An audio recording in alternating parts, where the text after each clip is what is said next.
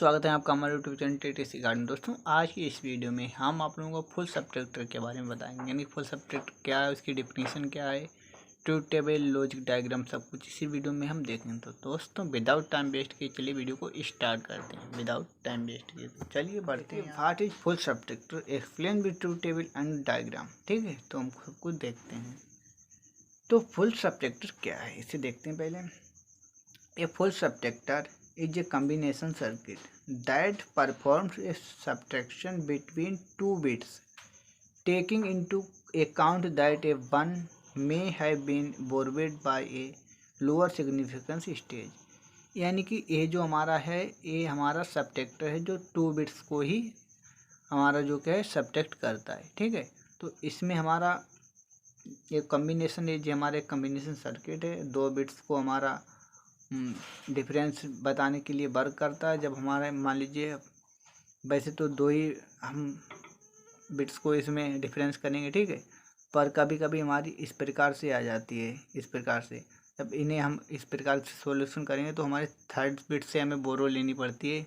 तो उसे केवल दिखाना, जो हमारा हाफ सबट्रैक्टर था उसमें केवल 2 ही बिट्स होती थी, अब इसमें अगर 3 बिट्स भी हो जाएंगी तो उसे भी हम कवर करेंगे। ठीक है, तो 3 बिट्स का हम डिफरेंस करके इस वीडियो में देखेंगे। ठीक है, तो यही हमारा होता है। तो इसमें जो हमारा एक नंबर होता है वो अकाउंट दैट 1 में हैव बीन बोरवेड, जो हमारा ये बीच वाला नंबर है जो हमारा वो लेता है बोरो संख्या, तो तभी हमारे 3 नंबर हो जाते हैं। इसीलिए हमारा सबट्रैक्टर फुल सबट्रैक्टर ये बन जाता है। जिसमें 2 बिट्स होती हैं वो हमारा हाफ सबट्रैक्टर कहलाता है। ठीक, तो इसमें लिखा भी है why a lower significance stage, यानी कि वो अपने पास वाली जो हमारा सिग्निफिकेंस उसके पास में होती है बिट, उस वहाँ से वो एक संख्या को बोरो ले लेता है। ठीक है, तो चलिए अब इसके जो हमारा रहा इसका ब्लॉक डायग्राम। तो मान लीजिए यहाँ पर 3 इनपुट्स हैं एक्स वाई जेड। ठीक है, फुल सबट्रैक्टर रहा हमारा, इसके 2 हमारे आउटपुट्स हो गए D and B, D for difference और बी फॉर हमारा बोरो हो गया। ठीक है, तो चलिए अब इसकी ट्रूथ टेबल बनाते हैं विदाउट रटे। आप देखिए दोस्तों, ये रही इसकी ट्रूथ टेबल। यहाँ पर 3 इनपुट्स हमने ले लिए एक्स वाई जेड, ये हमारे 2 आउटपुट्स बी एंड डी हो गए। ठीक है, तो इस टेबल को हमने कैसे क्रिएट किया, तो सबसे पहले हम मान लीजिए एक्स वाई जेड है, तो जेड को हमने फर्स्ट माना है। ठीक है, तो फर्स्ट को मानने से पहले हमने इसमें 0 1 0 1 0 1 0 1 0 1 इस प्रकार से 8 तक हम गए। ठीक है, इसी प्रकार जब दूसरे नंबर पे आया तो 2 बार 0 किया, 2 बार 1, 2 बार 0, 2 बार 1 किया। ठीक है, ये भी कंप्लीट हो गई। इसी प्रकार तीसरे नंबर पे यानी कि इधर एक्स पे आया तो हमने 4 बार 0 4 बार 1 किया। आप इधर से भी कर सकते थे, एक्स को पहला बनाते 0 1 0 1 ऐसे करते, फिर 2 बार 0 2 बार 1, फिर यहाँ पर 4 बार 0 4 बार 1 ऐसे भी कर सकते थे। ठीक, इतना हो गया। अब इधर जो बी डी है, अब यहाँ से हम सब्ट्रैक्ट करेंगे, वो इधर लिखेंगे। तो देखिए, अगर 0 से 0 सब्ट्रैक्ट करेंगे 0 ही रहेगा, फिर 0 से 0 जाएगा सब्ट्रैक्ट तब भी 0 रहेगा। तो यहाँ पर डिफरेंस में हमने 0 रखा, बोरो हमने कुछ लिया ही नहीं तो 0 हो गया। ठीक, अब 0 से 0 सब्ट्रैक्ट किया तो 0 ही रहा। अब 0 से अगर हम 1 सब्ट्रैक्ट करेंगे तो हो ही नहीं पाएगा।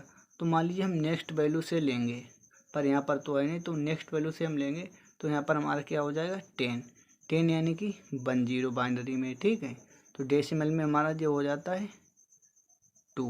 ठीक है, तो जब 2 हो जाता है डेसिमल में तब हमारा 2 में से बन जाएगा, तब बचेगा 1, तो 1 बचा हुआ।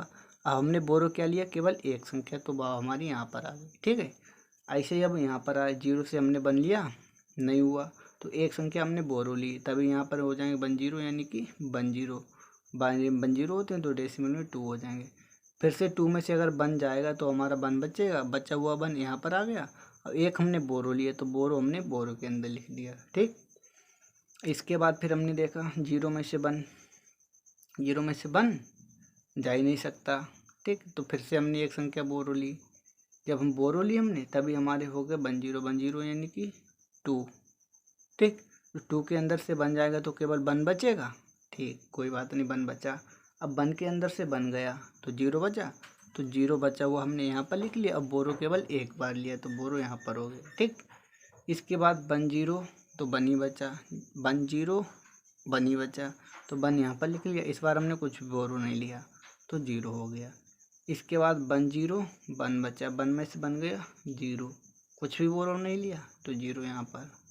इसके बाद 1 में से 1 गया 0, जीरो में से जीरो गया जीरो, फिर कुछ नहीं बोरो लिया फिर से जीरो हो गया यहाँ पर। अब 1 में से बन गया जीरो, जीरो में से बन गया, जा ही नहीं सकता, तो एक संख्या यहाँ पर बोरो लेंगे तो वो हमारा 1 0 हो जाएगा। 1 0 यानी कि 2, 2 में से बन जाएगा तो 1, एक हमने बोरो लिया यहाँ पर तो वो हमारा यहाँ पर हो जाएगा। तो इस प्रकार से हम इस टेबल को क्रिएट करते हैं, ठीक है। अब रही बात इन एक्सप्रेशन की, हमने एक्सप्रेशन कैसे निकालें। तो ये हमारे जो आउटपुट्स हैं इनमें जिस जिस जगह पे 1 है उसी के सामने इनपुट्स में गए, वहीं से हमने इसके एक्सप्रेशन निकाल लिए। तो डी के सबसे पहले हमने निकाला तो सबसे पहला 1 ये है, तो इसके इनपुट्स में गए ये हैं इनपुट्स, तो 0 0 1 है तो 0 को डैश लेते हैं और विदाउट 0 को वैसे ही ले लेते हैं, ठीक है।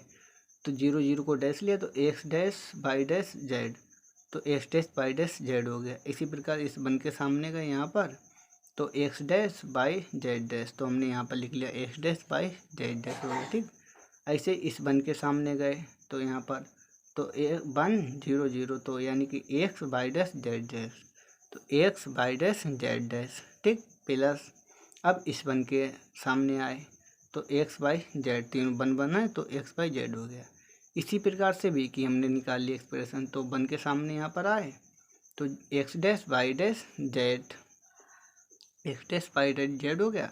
अब इस 1 के सामने आए x dash Y Z dash, X dash Y Z dash, अब इस 1 के सामने आए तो X dash Y Z, x dash Y Z, plus अब इस 1 के सामने, इस वाले 1 के सामने आए तो एक्स बाई जेड, तो एक्स बाई जेड हो गया। अब ये हमारी एक्सप्रेशन आ गई। अब चलिए हम इसका एक फिगर बनाते हैं। अब देखिए इसका फिगर बनाने से पहले हमें इसकी के मैप की आवश्यकता पड़ती है। इसमें के मैप से हमारा क्वेश्चन थोड़ा इजी हो जाता है, थोड़ा सॉल्व, ठीक। तो के मैप की वीडियो हम पहले अपलोड कर चुके हैं, उसके लिंक दे देंगे अगर आपको ना पता हो, और पता हो तो यहाँ पर देख लीजिए। यहाँ पर ये जो हमारी एक्सप्रेशन थी, तो सबसे पहले डेबिट के लिए हमने के मैप बनाया, तो ये हमने यानी कि 3 नंबर्स हैं तो हमने 8 का हमने स्ट्रक्चर लिया है, ठीक, 8 वेरिएबल वाला। तो यहाँ पर ये हमारे जो नंबर हैं हमने इसके अंदर असाइन किए इस स्ट्रक्चर के अंदर। तो X dash Y dash Z, तो देखिए x dash Y dash Z, तो यहाँ पर हमने 1 बना दिया। इसके बाद इसे हमने देखा X dash Y Z dash, X dash Y Z dash, तो यहाँ पर आ गए। इसके बाद X Y dash Z dash, इनकी X Y dash Z dash यहाँ पर आ गए। इसके बाद X Y Z, X Y Z यहाँ पर। और हमने देखा यहाँ पर किसी के पेयर नहीं बने, जब पेयर नहीं बने तो हमारी जो संख्या है वही रही, तो यानी कि जो हमारा ऊपर था वही हमारा नीचे हो गया। तो इसमें हम के मैप बना तो लेते हैं पर यहाँ पर कुछ सिंप्लीफाई नहीं मिलता है हमें, ठीक है। पर के बिट के अंदर हमारा जो बी बिट है इसके अंदर हमें मिलेगा, तो चलिए इसे देखते हैं। अब इसी प्रकार से हमने इसका भी 8 का ही कम्बिनेशन बनाया, तो यहाँ पर इसमें की वैल्यू इसमें इंटर करा ली हमने, ठीक, स्ट्रक्चर में। तो X dash Y dash Z है तो हमने देखा X dash Y dash Z, तो ये हमारा हो गया यहाँ पर इसके अंदर, ठीक। इसके बाद x dash Y Z dash, तो हमारा जे यहाँ पर आ गया, ठीक।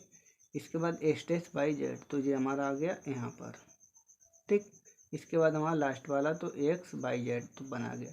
अब यहाँ पर हमारी पेयरिंग भी हो गई, 2 2 नंबर इंक्लूड हो गए, ठीक, पास पास वाले। अब जो पास पास वाले हो गए तो जो नंबर दोनों के अंदर है वही हमारे यहाँ पर आए, और जो दोनों में नहीं है वही हमारे यहाँ से चले गए। तो मान लीजिए एक्स डैश है तो यहाँ पर है, यानी कि इस 1 के अंदर भी है एक्स डैश, इस 1 के अंदर भी है, ठीक है। तो हमने एक्स डैश ले लिया। अब ऊपर गए तो जेड यहाँ पर भी, जेड यहाँ पर भी, तो जेड भी ले लिया इसमें, ठीक।